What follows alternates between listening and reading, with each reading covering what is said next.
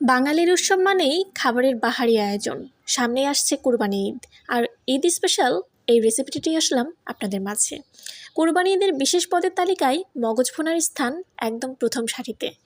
মাখা মাখা মশলায় ভাজা ভাজা করা গরুর মগজ বা খাসির মগজ যখন টেবিলের শোভা বাড়ায়, তখন তার ঘ্রাণেই খিদে দ্বিগুণ হয়ে যায়। মগজ ভুনার বিশেষত্ব হলো এর তুলতুলে গঠন আর মশলার মেলবন্ধন। পেঁয়াজ, আদা, রসুন বাটা, জিরা মশলা, গরম মশলার নিখুঁত মিশ্রণে যখন মগজটি কষানো হয়, তখন এটি হয়ে ওঠে অমৃত। মগজের খাঁজে খাঁজে যখন মশলা ঢুকে যায় এবং ওপর থেকে কাঁচামরিচের হালকা ঝাল আর ধনিয়া পাতার সুগন্ধ ছড়ায়, তখন এটি জয় করে নেয় যে কারো মন।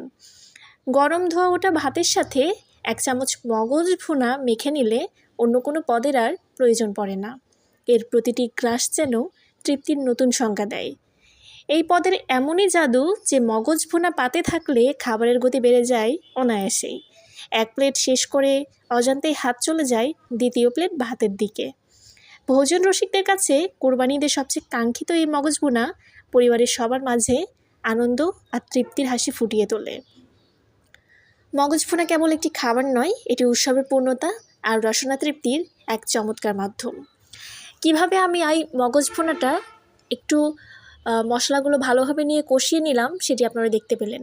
এরপর মগজটা দিয়ে দিলাম। আর হ্যাঁ, এই মগজটা কিন্তু আমি আগে একটু গরম পানিতে 5 মিনিট ভাপিয়ে ভালোভাবে পরিষ্কার করে নিয়েছি।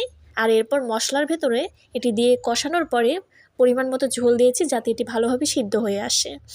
আর আপনারা চেষ্টা করবেন মগজটা ভালো করে পরিষ্কার করে তারপরে রান্নাটা কমপ্লিট করতে। এরপর ঢাকনা দিয়ে বারবার ঢেকে দিচ্ছি আর একটু পর পর নাড়াচাড়া করে দিচ্ছি, কারণ নিচে যেন লেগে না যায়। আর যখন এটা কষানো হয়ে আসবে, মানে তেলটা ছাড়তে শুরু করবে আর এই ঝোলটুকু পুরোটা শুকিয়ে আসবে, ঠিক সেই পর্যায়ে আপনি চালিয়ে দিতে পারেন একটু ভাজা জিরা গুঁড়া। এতে করে ঘ্রাণটা দুর্দান্ত আসবে।